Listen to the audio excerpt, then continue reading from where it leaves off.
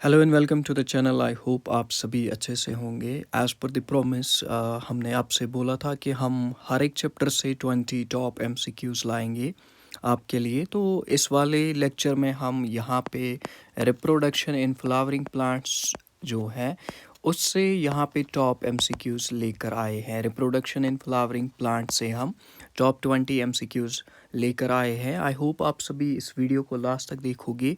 और ये जो लेक्चर हैं ये both JK BOPEE and SKUAST Kashmir के लिए इम्पोर्टेंट होने वाला है। By discussing all these MCQs हम ये एमसीक्यूज़ ना सिर्फ डिस्कस करेंगे, उसके साथ साथ जितने भी कॉन्सेप्ट्स इसके साथ रिलेट होते हैं हम उस पे भी यहाँ पे डिस्कशन करेंगे। सबसे पहला जो क्वेश्चन है वो है ए टिपिकल एंजियोस्पर्म एंथर इज़। अगर आपको पता होगी जो एंथर है ये होता है male reproductive organ in flowering plants and angiosperms जो है इनको हम फ्लावरिंग प्लांट्स बोलते हैं। इसके बाद यहाँ पे हमें बोलना है ये जो एंथर है इसका जो स्ट्रक्चर है वो कैसा होता है। सबसे पहले जब हम ऑप्शंस देखेंगे यूनिलोब्ड एंड मोनोथीकस, तो थीकस का मतलब है यहाँ पे कंपार्टमेंट्स। कंपार्टमेंट्स आपको पता होंगी, कंपार्टमेंट्स जो है वो होते हैं एंथर में।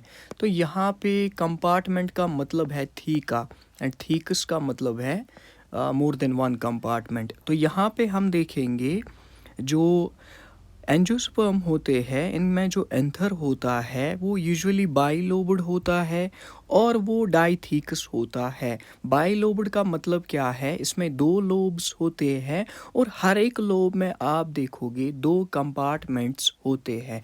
तो इस तरीके से अगर आप देखोगे ये हो गया एक लोब, ये हो गया दूसरा लोब, और बीच में अगर आप देखोगे यहाँ पे इसमें ये एक कंपार्टमेंट, ये दो कंपार्टमेंट, ये एक कंपार्टमेंट, ये दो कंपार्टमेंट हम देखेंगे ये बाइलोब्ड एंड डाइथीकस होता है। आई होप ये चीज़ आपको समझ आई होगी। आगे बढ़ेंगे, एक और क्वेश्चन देखेंगे। The inner most layer of the microsporangium. Microsporangium जो है that nourishes the developing pollen grains is. Microsporangium अगर आप देखोगे वो जब हम स्ट्रक्चर देखते हैं फ्लावरिंग प्लांट्स में, जब हम स्पोरेंजियम माइक्रोस्पोरेंजियम जब हम देखते हैं इसका पूरा स्ट्रक्चर जब हम देखते हैं, इसकी एक डायग्राम भी आती है जो आप में भी आप अपने एनसीईआरटी से वो कंसल्ट कर सकते हो। यहाँ पे हम देखेंगे inner wall of the microsporangium. Microsporangium से मेगास्पोरेंजियम फिर बनता है जो इस माइक्रोस्पोरेंजियम को यहाँ पे नरिश करता है, यानी इसको न्यूट्रिशन देती है उस सो दैट वो जो न्यूट्रिशन वो डेवलपिंग पोलन ग्रेन्स को मिले।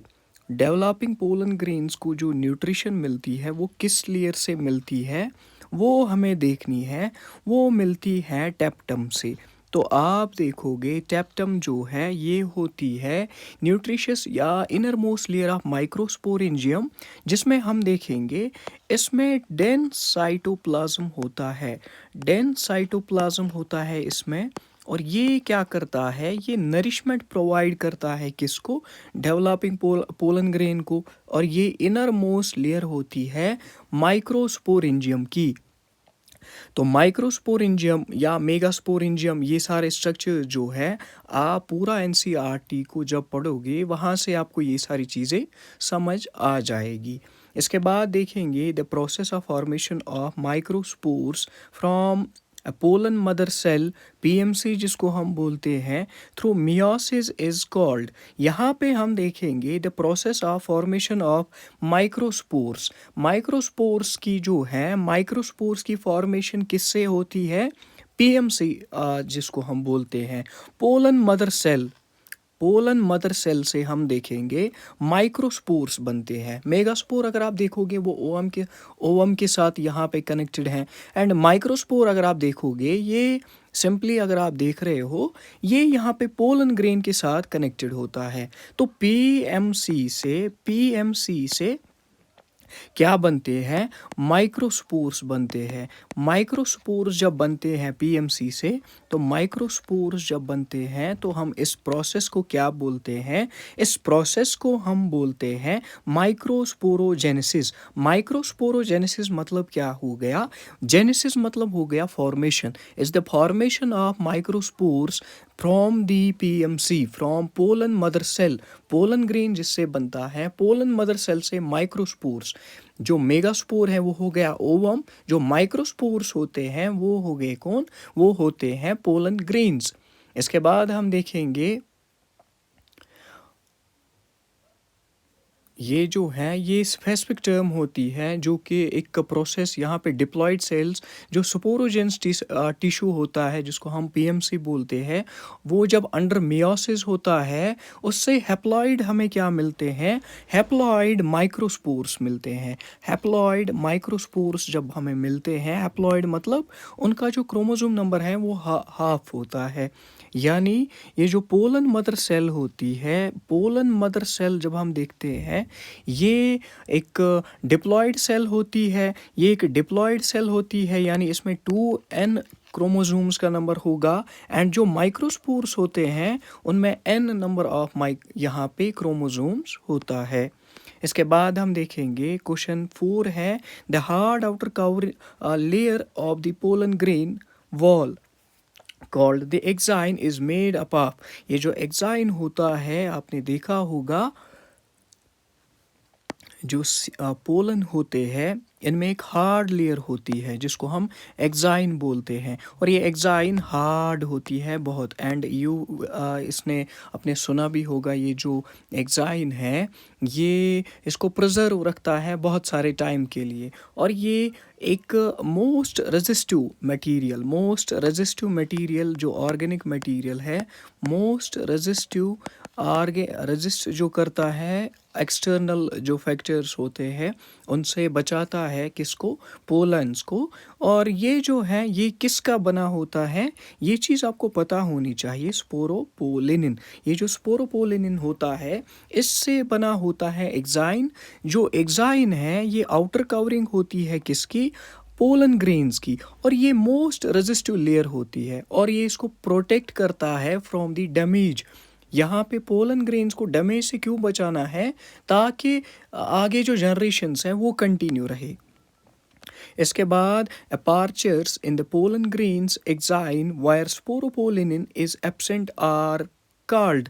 ऐसा एक अपार्चर होता है, अपार्चर मतलब हो गया सुराग जिसको हम बोलेंगे, या जिसको हम क्या बोलते हैं, पोर बोलेंगे। जहाँ पे स्पोरोपोलिनिन नहीं होता है तो वो कौन सा होता है, वो कौन सी जगह होती है, वो जर्म पोर्स वाली जगह होती है।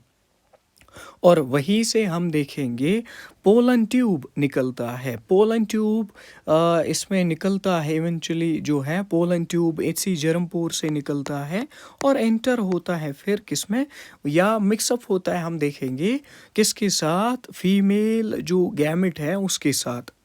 इसके बाद देखेंगे क्वेश्चन नंबर 6। क्वेश्चन नंबर 6 है, in over 60% of the angiosperms pollen grains are shed at the as.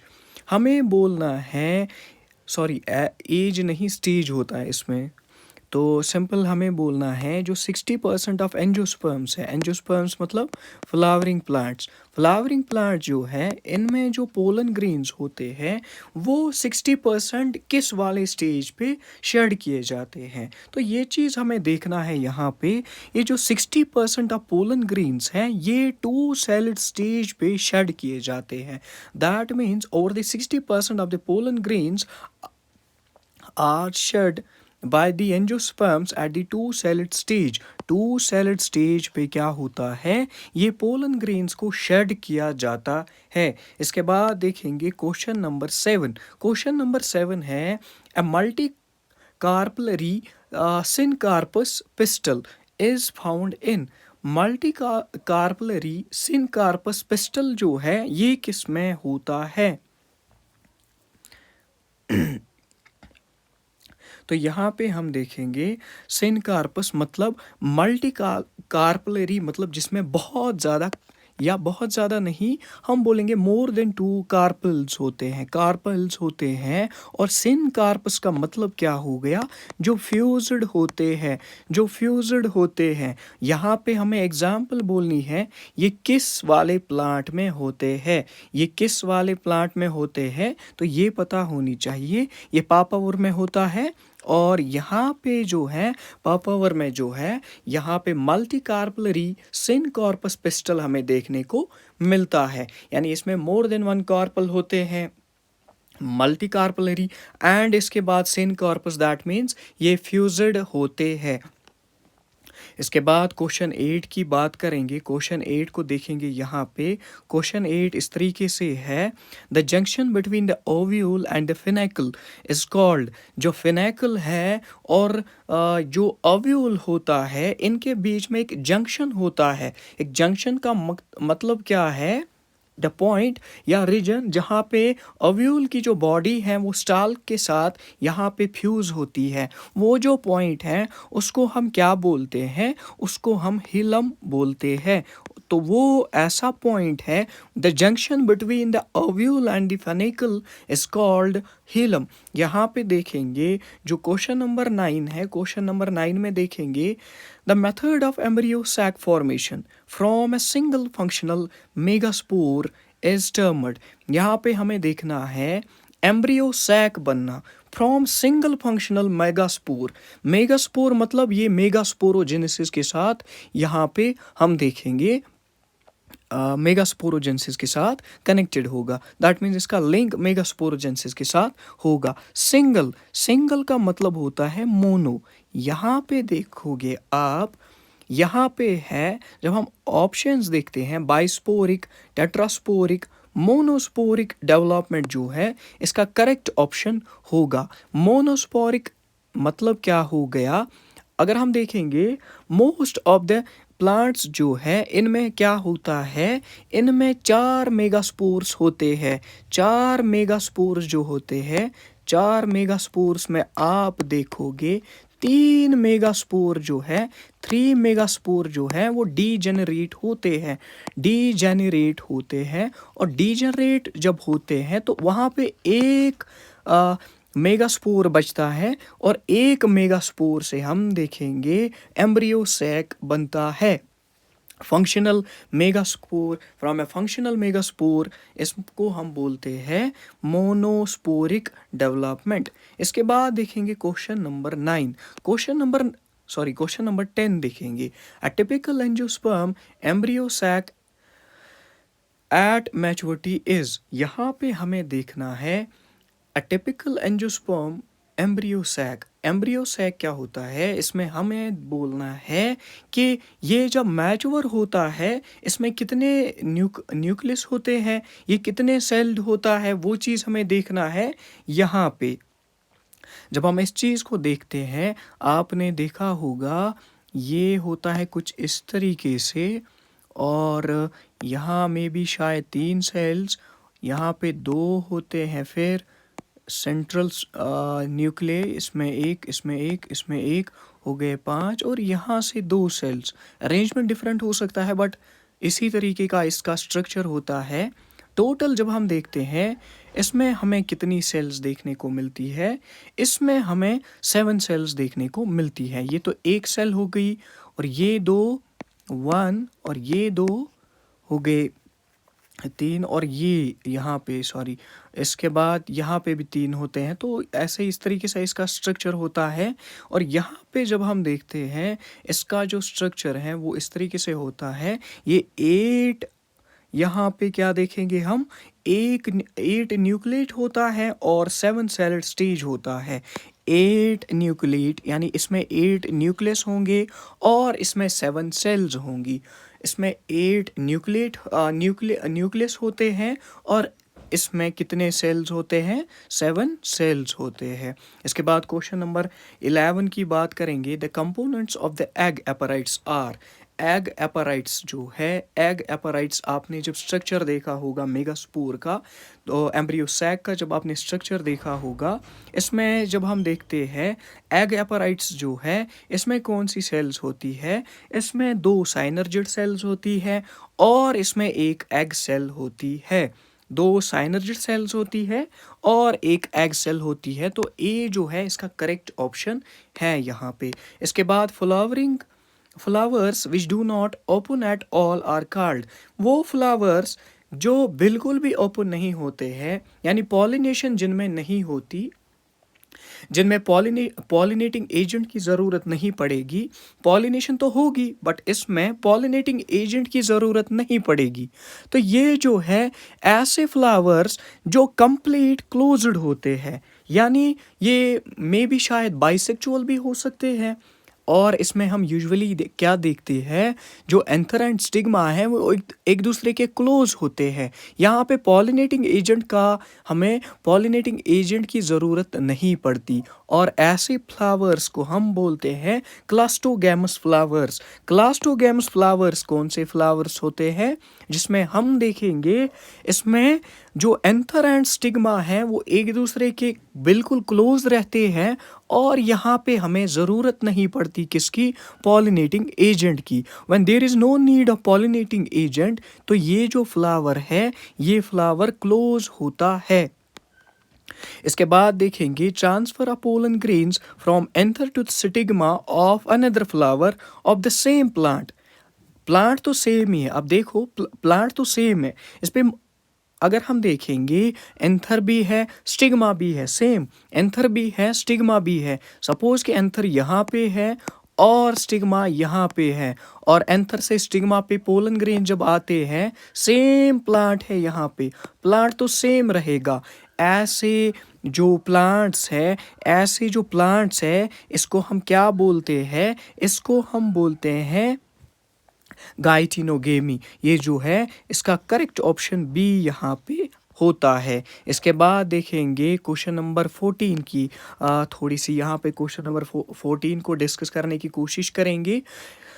Wind pollinated flowers often have, wind pollinated flower जो है, आपको पता है विंड पॉलिनेटेड फ्लावर्स में हम देखेंगे इनमें बहुत ज़्यादा क्या होते हैं, इसमें बहुत ज़्यादा हम देखेंगे इसमें बहुत ज़्यादा एंथर्स होते हैं और ये जो पोलन्स होते हैं और ये स्टिकी इन नेचर होते हैं, ये स्टिकी इन नेचर होते हैं। तो अगर आप देखोगे इसका जो यहाँ पे ऑप्शन है, इसका जो यहाँ पे ऑप्शन है ये तो स्टिकी इन नेचर होता है, और साथ में यहाँ पे जब हम देखते हैं ऐसे विंड पॉलिनेटेड फ्लावर्स में हम देखेंगे इसमें एक और चीज़ खासियत होती है, इसमें सिंगल ओव्यूल होता है हर एक ओवरी में, सिंगल ओव्यूल होता है हर एक ओवरी में। तो इसका अगर हम देखेंगे बोथ सी एंड डी आता, बट मोस्ट यहाँ पे जो अप्रोप्रिएट है वो है इसका यहाँ पे सी, ऑप्शन सी जो है इसका मोस्ट अप्रोप्रिएट आंसर है। इसके बाद क्वेश्चन 15 की बात करेंगे।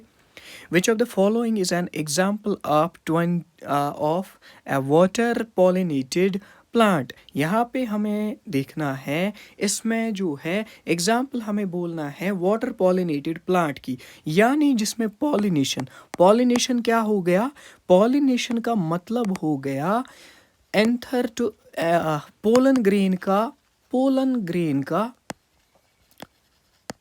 पोलन ग्रेन जब जाता है एंथर टू स्टिग्मा, और ऐसे में आपको पता होगी पॉलिनेटिंग एजेंट्स की ज़रूरत पड़ती है।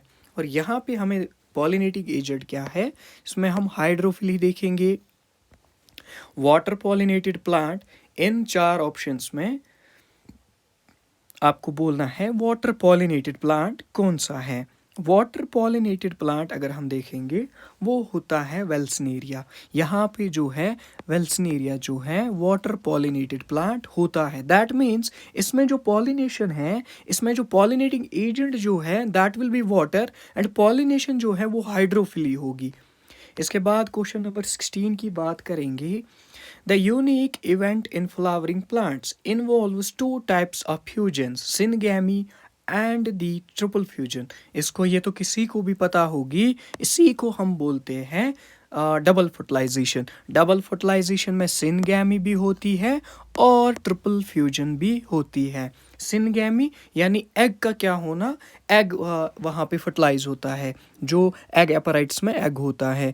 और यहाँ पे देखेंगे हम, और दूसरा जो है, जो टू पोलर न्यूक्लियस होते हैं, टू पोलर न्यूक्लियस के साथ एक न्यूक्लियस मिलेगा, वो फर्टिलाइज हो जाएगा, तो उसको हम ट्रिपल फ्यूजन वहाँ पे बोलते हैं। और ऐसी प्रोसेस को हम डबल फर्टिलाइजेशन बोलते हैं। इसके बाद क्वेश्चन नंबर 17 की बात करेंगे। The primary endosperm nucleus pain in angiosperm is. यहाँ पे प्राइमरी एंडोस्पर्म न्यूक्लियस जो है, पेन जिसको हम बोलते हैं, प्राइमरी एंडोस्पर्म न्यूक्लियस जो एंजियोस्पर्म्स फ्लावरिंग प्लांट्स में होता है, वो जो है उसकी हमें यहाँ पे बोलनी है। लाइक उसमें क्या प्लॉइडी होगी, यहाँ पे वो देखेंगे हम, वो हैप्लॉइड हैं, डिप्लॉइड हैं, ट्रिप्लॉइड हैं, टेट्रापोलाइड हैं।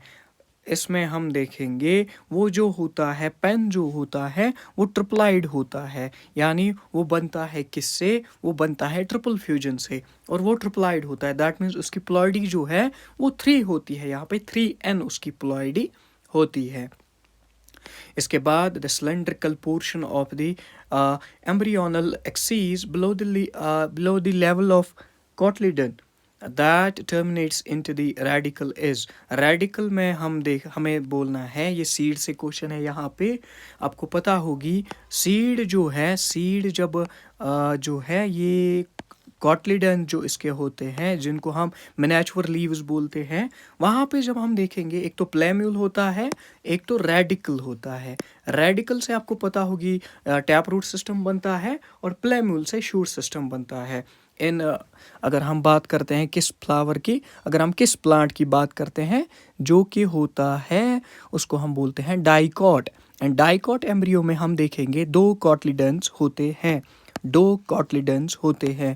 तो यहाँ पे that terminates in the radical में क्या निकलता है, उसको हम हाइपोकोटाइल बोलते हैं। हाइपोकोटाइल जो है, यहाँ पे हम देखेंगे यही बिलो कॉटलिडन्स हाइपोकोटाइल, जो कि एंड एट जो रेडिकल्स पे एंड होता है। इसके बाद persistent nucleus in seeds like black pepper and beet is known as persistent nucleus। persistent nucleus जो कि बहुत टाइम तक रहेगा, persistent रहेगा, इसको हम क्या बोलते हैं, मे बी शायद यहाँ पे कॉन्सेप्चुअल ये होगी, तो बट आई होप आप चेक करोगे इसको। ये जो न्यूक्लियस है ये कंज्यूम किया जाता है, एंड रिमेनेंट जो दैट जो इसमें होते हैं, जो कि परसिस्ट करते हैं। और ऐसे में इस न्यूक्लियस को हम क्या बोलते हैं, इस न्यूक्लियस को है, ऐसे न्यूक्लियस को हम बोलते हैं पेरिस्पर्म। पेरिस्पर्म जो परसिस्टेंट रहता है इसमें। इसके बाद क्वेश्चन 20 जो कि एंड वाला क्वेश्चन है हमारे इस लेक्चर का। आई होप आपने इस लेक्चर को एंड तक देखा होगा और हर एक चीज़ आपको समझ आ गई होगी। एंड साथ में आप देखोगे, आप इस वीडियो को शेयर करोगे, बाकी जो भी क्वेरी होगी वो कमेंट्स में बताओगे। यहाँ पे आप देख सकते हो क्वेश्चन इस तरीके से है, production of seeds without fertilization is called. Production of seeds without fertilization, इसको हम क्या बोलते हैं, देखो पार्थिनोकार्पी तो इसको नहीं बोलते, पॉली एम्ब्रियोनी भी नहीं बोलते, इसको हम एपोमिक्सिस बोलते हैं। Production of seeds without fertilization, इसको हम एपोमिक्सिस बोलते हैं। आई होप आपने इस लेक्चर को एंड तक देखा होगा, हर एक चीज़ आपको समझ आ गई होगी। कल मिलते हैं अगले लेक्चर में ह्यूमन रिप्रोडक्शंस के टॉप 20 क्वेश्चंस के साथ। Thank you.